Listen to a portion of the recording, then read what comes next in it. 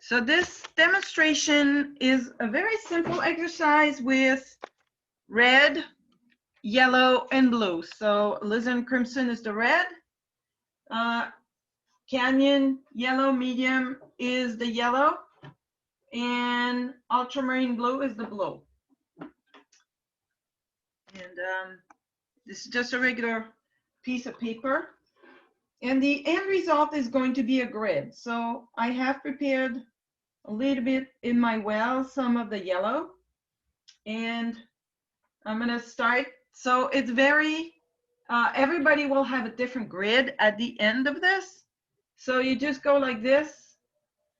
And you can see this line doesn't have a whole lot of pigment. So I'm just going to go again. So that's my first line. Then I put it like this. I'm going to do a line this way. And you'll see that your lines might be a little wobbly, but don't worry too much about that. So now I wash my brush very carefully, and I'm going to do a red line. Lines can be thick, they can be thin. In the end, you will try to have covered the whole of the paper. So now I'm going to do a red line, and maybe I'll do it over here, not as thick as the previous one. And I suggest you do this flat so that the colors don't run. You don't need a whole lot of water on this. Now I'm turning it sideways to do another line. Maybe I'll do it over here. Once you've done a line, don't keep going over it. Just leave it and move on to the next line. Now I'm going to do a blue one. So I have some blue here. I think I'm going to do my blue one right here next to the red one. Oops, didn't have enough pigment. Let's go over it one more time. There. The line is not straight. And in this case, I find that I don't have pigment on this side, so I'm going to go on this side as well. There. So now one trick to making your line straighter is you can guide yourself with the side of the board. So in my case, if I put it this way to make the blue line this time, I can guide my hand with this side here, the side of the board. So it will help me to do a line that is more straight.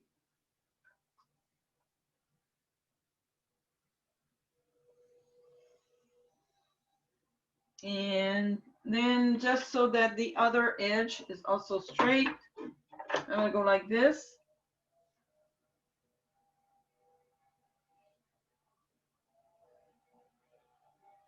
There.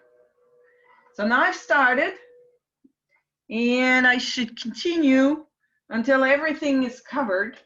So maybe I'll put another blue line over here. This one will be thin. So it's completely random. Some are thin, some are thick, and some are medium width. So I'm going to put another blue line here. Then I wash it again, then I move on to the yellow or the red, and so on and so forth until you get to what I showed you, which is this, something that's similar to this. Now your pattern will be different, Pam, your pattern will be different, Gretchen, and your pattern will be different, Leslie. And I'm not putting this on display because I don't want you to follow this. All right. Yes, you are. Except when I open my mouth. So for the purpose of this class, so we're painting this flower, and I'm at a point where I've painted the flower quite a bit, the petals, and they look a little lost because my background is very dark. Initially, I had done a background that I thought was dark. It framed the white part of the flower. Now I've painted the flower and the petals, and now the flower looks lost around this lighter background. I also have the blue here is masking fluid that I put, and I will also need to remove that.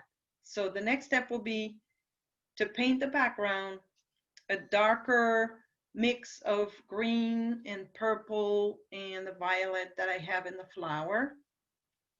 Remove the masking fluid. Then I'm going to look at the flower again and see what needs to be done in terms of painting the petals again.